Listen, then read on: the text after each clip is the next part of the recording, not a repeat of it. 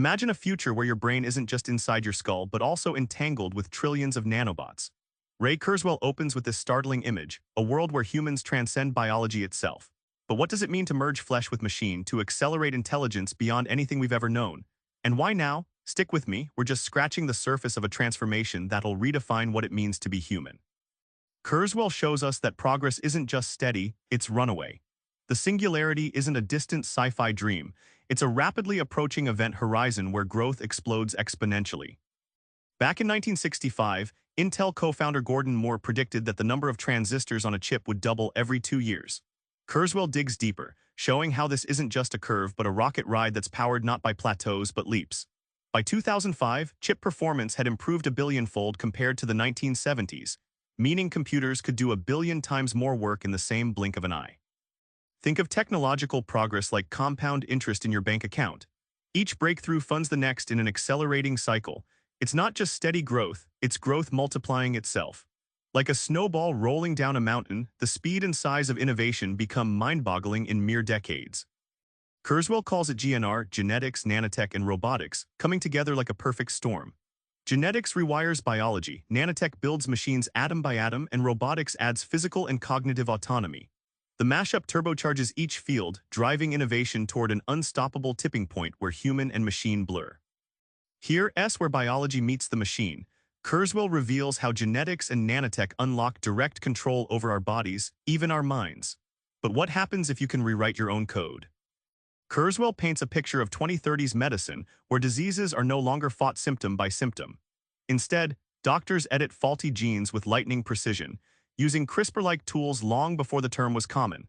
Imagine repairing the DNA in your liver cells as easily as fixing a typo in a document, erasing cancer and aging markers before symptoms even appear. Nanobots begin to sound like sci-fi fantasies, but Kurzweil insists they're on the way. Picture tiny robots swarming through your bloodstream, hunting down and removing plaque or repairing damaged tissue at the atomic level, regenerating your body continuously like a high-tech gardener tending the most precious garden, you. The boldest leap is uploading consciousness itself.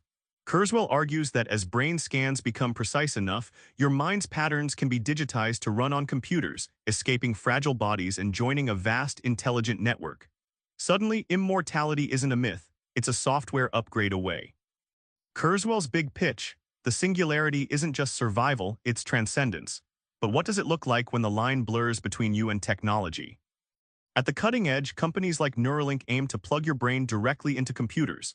Kurzweil's vision expands this, not just interfaces, but full symbiosis where AI and humans collaborate seamlessly. Imagine thinking a question and having an AI instantly answer it in your head, expanding your intellect beyond biological limits. AI isn't just tool or mimic. Kurzweil predicts it will outthink human brains by a margin we can barely grasp. This superintelligence doesn't replace us but amplifies humanity, catalyzing breakthroughs impossible for organic brains alone, from solving climate change to decoding consciousness itself. And here's the kicker: immortality isn't about fighting death alone. It's about expanding life to fully new forms, enhanced bodies, expanded minds, and lived experience across decades or centuries. It sounds like fantasy because it is, but Kurzweil argues that near-singularity life will be unrecognizably rich and vibrant. Remember that future I painted at the start, your brain intertwined with nanobots smarter than ever before? Kurzweil insists this isn't just fantasy. We're sprinting toward a moment where biology and technology become one seamless reality.